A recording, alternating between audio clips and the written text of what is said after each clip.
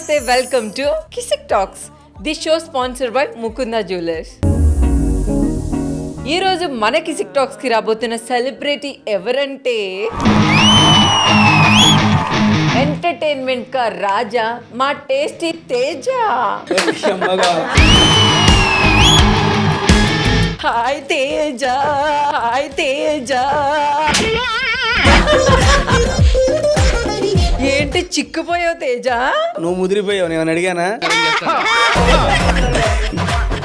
చూస్తున్నా నీ కిసిక్ టాక్స్ అన్ని. కిసిక్గా ఉందా? స్టార్టింగ్ కిసిక్ లేదు, మధ్య మధ్యలో అప్పుడప్పుడు కసకలు కూడా వచ్చిపోతాను.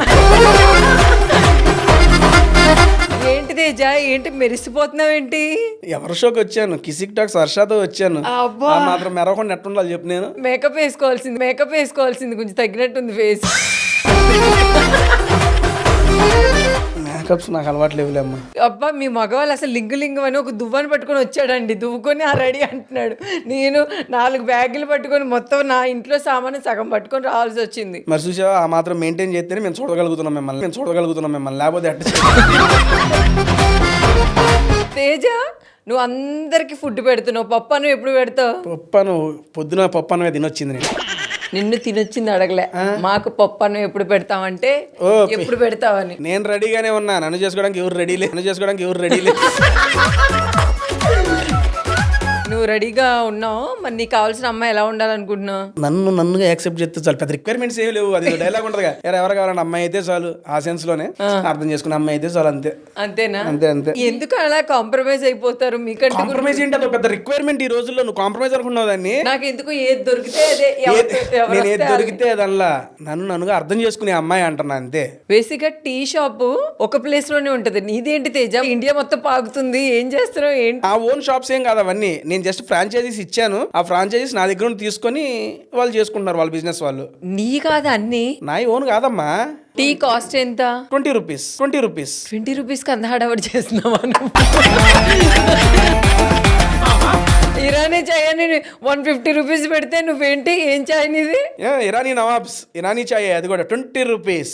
ఎంతవరకు సంపాదించావు తేజ ఇప్పుడు వరకు నువ్వు? అంటే నా జీవితానికి సరిపడు నాకు సంపాదన వస్తుంది, హ్యాపీ నడిచిపోతుంది అంతే. ఏదో చిన్న యూట్యూబ్ ఛానల్ చిన్నదని చెప్పి స్టార్ట్ చేసి పెద్ద హీరోలు టేస్టీ తేజతో ఒక వీడియో చేస్తే చాలు, మా మూవీ ప్రమోషన్ అయిపోద్ది. దీని తర్వాత వీడియోలో వచ్చి లాలి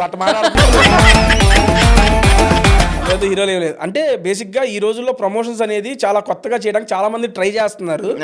అలా కొత్తగా చేసే వాటిలో తేజ గాడిది కొంచెం ఫన్ సరదాగా ఉంటది.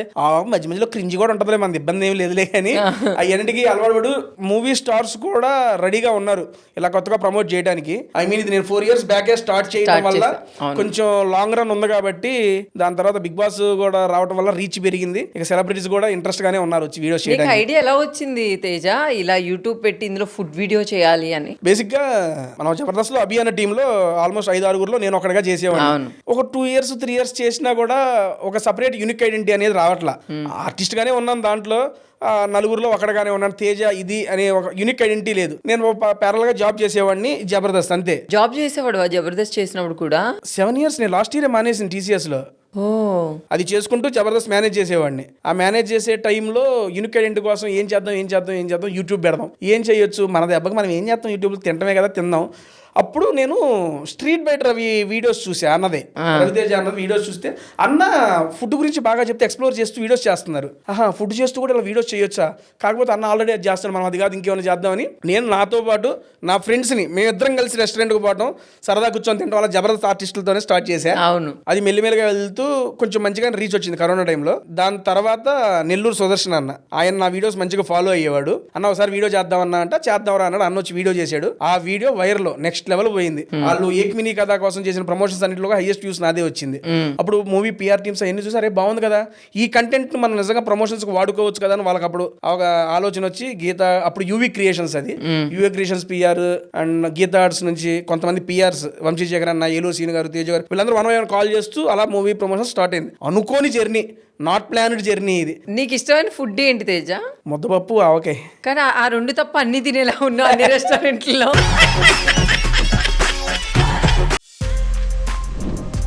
For more videos like this, subscribe Big TV channel.